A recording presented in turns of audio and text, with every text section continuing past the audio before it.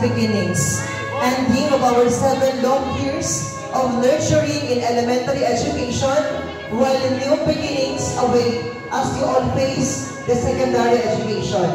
This milestone is a proof of our victory, and with this, it is very true that Palimbang Central School has served and continues to serve as an avenue for our children and so many of our fellow men who have dreams of achieving their goals in life. Truly, together with the Department of Education and Division of Sultan Kudarat, we really prove that we are strong, united, and resilient.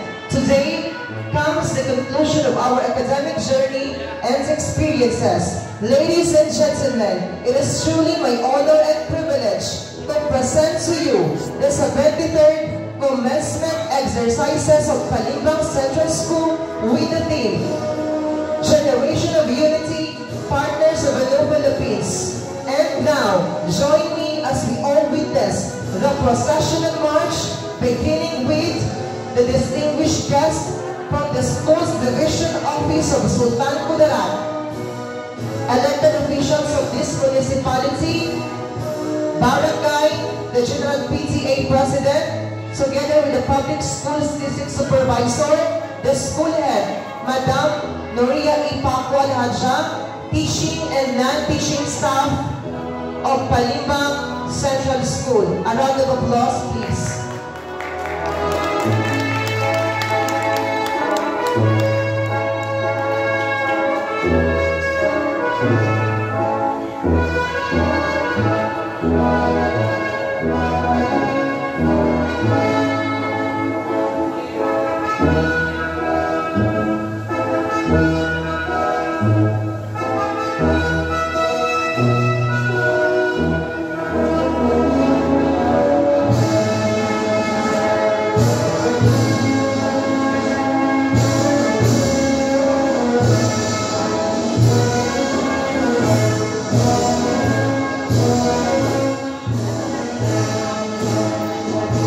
Ladies and gentlemen, let us all witness and help me welcome the official march of the candidates for graduation of Palimbang Central School Batch 2025.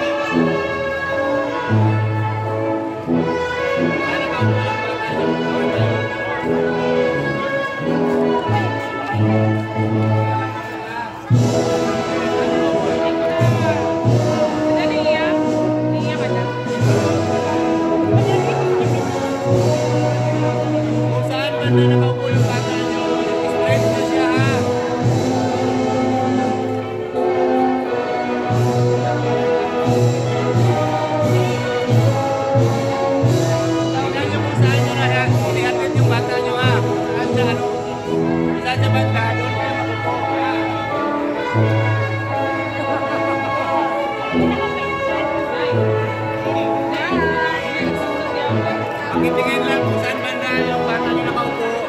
Straight kayo ha.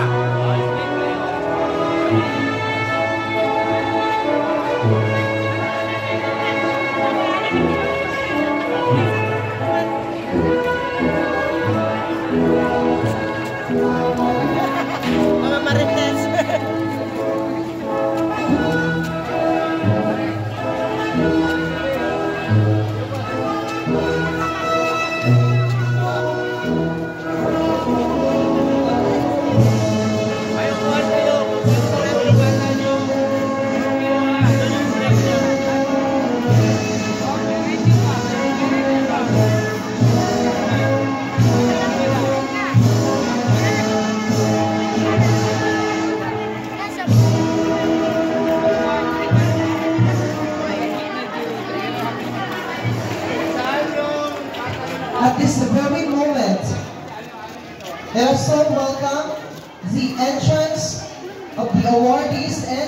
Ruiz.